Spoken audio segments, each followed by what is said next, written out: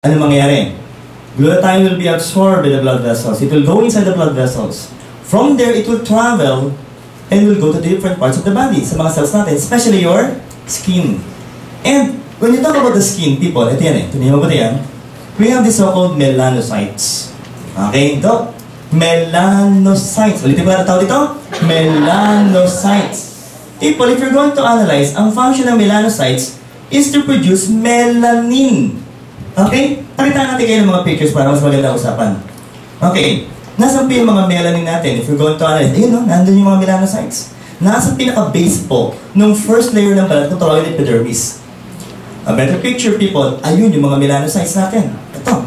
Okay? What else? Ito po. Yan yung magandang picture ng melanocytes. Okay? And guys, what will these melanocytes do? They will store and produce melanin. Maliwanag po tayo. Siyempre, ang kulay po nito, itim. Kaya kung anong kulay mo ngayon, that is because of your melanin.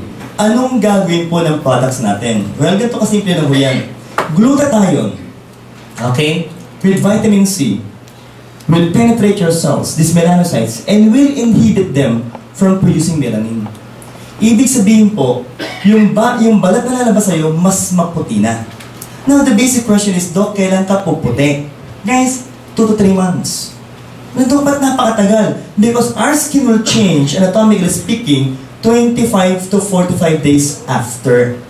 And 2 to 3 months is a safe answer for all of us. But I assure you guys, in a matter of 2 weeks, magsisimula po mag-lighten ng balat natin. Maliwanag ko ba tayo doon? But again, sabi na ito, paano gamitin po ulit? Okay. Ang glutathione po is also called as GSH, glutathione peroxidase. It's composed of cysteine, glycine, and glutamic acid. Guys, ito po ang paggamit. 3 puffs every 4 hours, 4 times a day, 12 puffs per day. Waking hours lang po. Paggising lang kayo. Maliwanag ko tayo. Guys, sabi nila, Doc, per puff, magkanong gluta po ang pasok?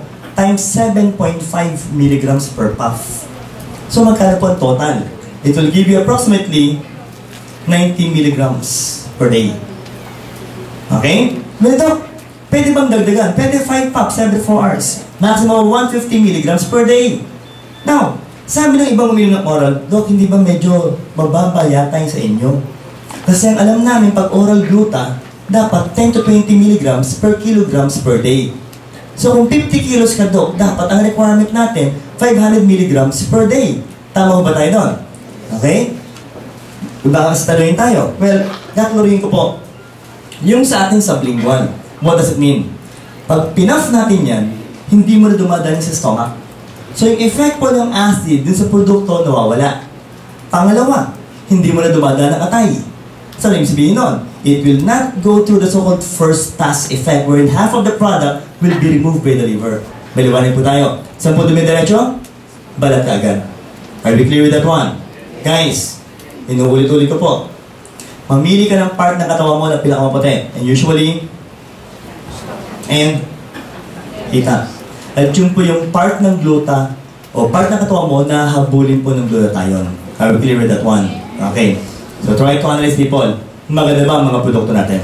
Yes! Okay. And when you talk about glutathione, people, ito po yan. Yung paputian po, uulit-ulitin ko, is just the side effect of glutathione. Ang talagang talag po ng glutathione is also what?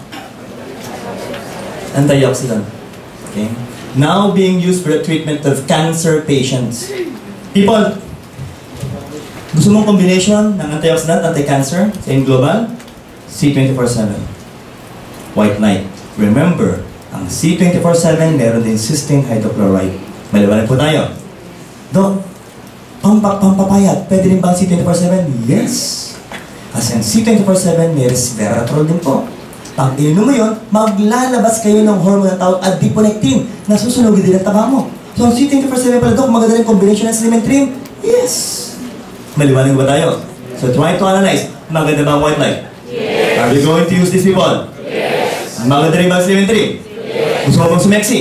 Yes. Yes, syempre po. At huling-huli po, mas maganda ho ba ang C24/7? Yes. Inuulit-ulit ko. Gusto niyo ba magkasakit? No! Maganda bang free radicals? No. Pangit. Mas maganda bang antioxidants? Yes. Do you like people na ang katawan mo healthy? Yes. And guys, finally po, maganda bang city universalan? Yes. Gagamit ba tayo ng produkto na yung global? Yes. Guys, palakpak po sa ating lahat.